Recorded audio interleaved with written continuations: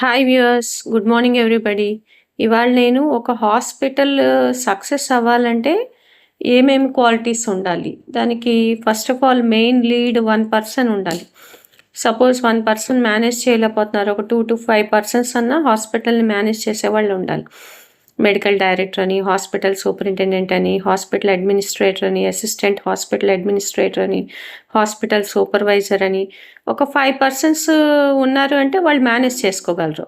ఎలాగో మేనేజర్స్ ఉంటారు కాబట్టి సో వాళ్ళతో పాటు మేనేజ్ చేసుకోవచ్చు.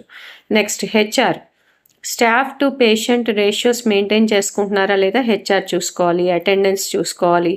ఇండివిజువల్ స్టాఫ్ కౌన్సిలింగ్ కూడా హెచ్ఆర్ డిపార్ట్మెంట్ నుంచే రావాలి.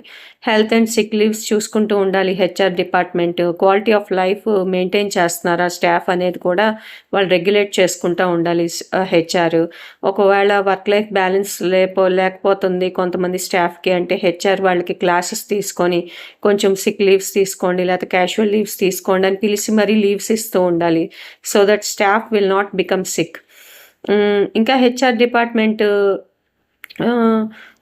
లో నర్సింగ్ స్టాఫ్ నుంచి జూనియర్ డాక్టర్స్ నుంచి సీనియర్ కన్సల్టెంట్స్ వరకు అందరూ హెచ్ఆర్ మాట వినాల్సిందే. అప్పుడు హెచ్ఆర్ సరిగ్గా మేనేజ్ చేస్తే హాస్పిటల్ కూడా సరిగ్గా మేనేజ్ అవుతుంది. Next effective communication. ఇప్పుడు ఎఫెక్టివ్ కమ్యూనికేషన్ ఉంటే పేషెంట్స్ బాగా వస్తారు, చక్కగా అందరూ చూపించుకుంటారు, పేషెంట్స్ ఎక్కువ మంది వస్తారు. దానికి ఎలిజిబుల్ సీనియర్ స్టాఫ్ ఉండాలి. వాళ్ళు కమ్యూనికేషన్ చేయగలగాలి. బైలింగ్వల్ అంటే ఇంగ్లీష్లో కానీ, తెలుగులో కానీ, హిందీలో కానీ, లేకపోతే వేరే లాంగ్వేజ్ కానీ, లాంగ్వేజ్ బ్యారియర్ లేకుండా చూసుకోవాలి. సీనియర్ స్టాఫ్ ఉంటేనే జూనియర్ స్టాఫ్ని గైడ్ చేస్తారు. రిలయబుల్గా ఉండాలి ట్రీట్మెంట్స్.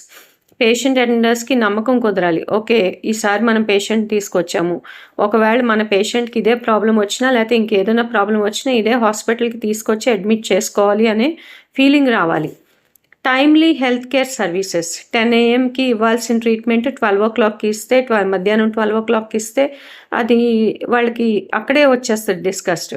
సో ఎప్పుడు ప్రొవైడ్ చేయాల్సిన ట్రీట్మెంట్ అప్పుడే ప్రొవైడ్ చేయాలి.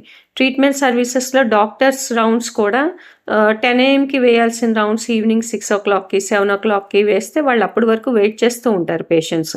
అలాంటప్పుడు ముందే చెప్పేసేయాలి డాక్టర్స్, ఓకే నేను పలానా టైంకి వస్తానండి, కొంచెం నాకు వేరే కేసు ఉంది, నేను చాలా ఎమర్జెన్సీ కేర్ ఫిజిషియన్ని లేకపోతే పలానా కన్సల్టెంట్ని, నేను ఇంతమంది పేషెంట్స్ని చూసుకోవాలి, సో నేను ఈ టైంకి వస్తాను. అప్పుడు వెయిట్ చేయరు అనమాట. సో వీళ్ళు ఎప్పుడు వస్తే అప్పుడే ఓకే ఈ టైంకి వస్తానని చెప్పారు కదా ఆ టైంకే వచ్చారు అని వాళ్ళు పేషెంట్స్ కూడా సాటిస్ఫై అవుతారు. ఇది పార్ట్ 1 వీడియో. పార్ట్ 2 వీడియోలో కూడా చెప్తాను. Please listen. Thank you. మీకు వీడియో కనుక నచ్చితే ప్లీజ్ సబ్స్క్రైబ్.